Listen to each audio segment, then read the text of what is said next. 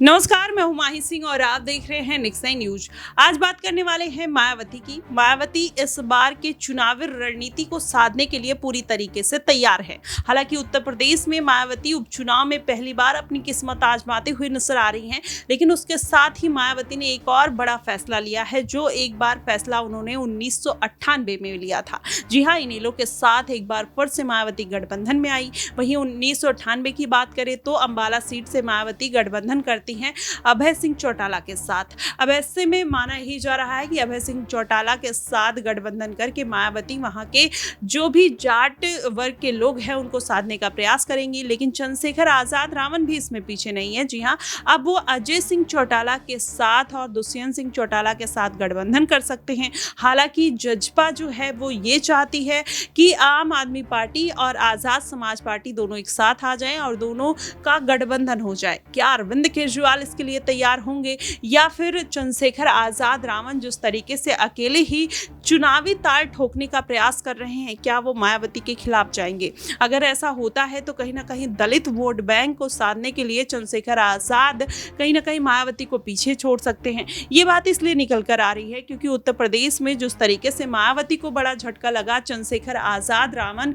जिस तरीके से इस बार मायावती को मात देते हैं, उससे ये कहा जा सकता है कि आने वाली जो राह है वो मायावती के लिए आसान नहीं होने वाली है। और वहीं हरियाणा की अगर बात करें तो मायावती के सामने अगर चंद्रशेखर आजाद रावण आ जाते हैं तो कहीं ना कहीं दलित वोट बैंक में भारी कमी देखने को मिल सकती है और मायावती को गठबंधन करने का कोई फायदा नहीं होगा। वहीं जजपा दुष्यंत सिंह चौटाला, अजय सिंह चौटाला कहीं ना कहीं अब चंद्रशेखर आजाद रावण को साधने के प्रयास में है। अगर ये गठबंधन हो गया तो जाहिर तौर पर फिर मायावती को बड़ा नुकसान झेलना पड़ सकता है और शायद यही कारण है कि आम आदमी पार्टी अगर चंद्रशेखर आजाद मैदान में उतरते हैं तो शायद दोनों एक दूसरे के साथ गठबंधन करते हुए नजर आए और यही गठबंधन दिल्ली के विधानसभा चुनाव में भी देखने को मिल सकता है। क्योंकि इस बार जिस तरीके से भारतीय जनता पार्टी को आजाद घेरते हुए नजर आए, ऐसे में अरविंद केजरीवाल भी लगातार ईडी, सीबीआई और भारतीय जनता पार्टी को घेरते हुए नजर आए। तो ऐसे में माना ही जा रहा है कि दिल्ली विधानसभा चुनाव में भी चंद्रशेखर आजाद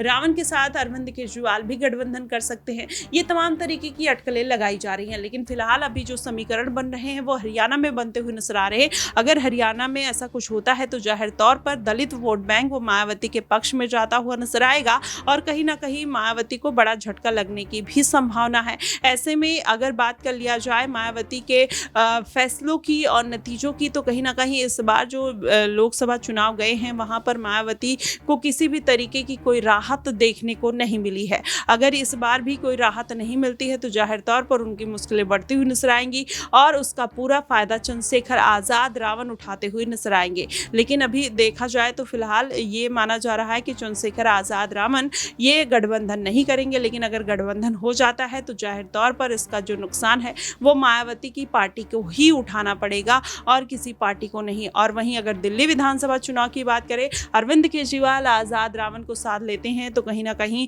अब फिर भारतीय जनता पार्टी की मुश्किलें बढ़ती हुई नजर आएंगी और मुझे नहीं लगता कि आम आदमी पार्टी इस तरीके के मौकों को छोड़ने में किसी भी तरीके की दिलचस्पी लगी। आजाद का जो बढ़ता हुआ कद है, आम आदमी पार्टी उसका पूरा इस्तेमाल करने का प्रयास करेगी। देखना दिलचस्प होगा कि हालांकि ये गठबंधन होगा या नहीं। तो क्या जजपा के साथ अब चंद्रशेखर आजाद रावण गठबंधन करेंगे या फिर मायावती ने जो अभय सिंह चौटाला के साथ गठबंधन किया है वो टिकता हुआ नजर आएगा? कौन किस पर भारी पड़ेगा? कहीं ना कहीं हरियाणा में अब ये देखना दिलचस्प होगा। फिलहाल आपको क्या कुछ लगता है, किस तरीके के समीकरण बन रहे हैं और किसके पक्ष में जाते हुए नजर आ रहे हैं? आप हमें कमेंट बॉक्स में जरूर बताइएगा। फिलहाल के लिए बस इतना ही। देश और दुनिया की तमाम खबरों के लिए हमारे साथ बने रहिएगा नेक्स्ट नाइन न्यूज पर।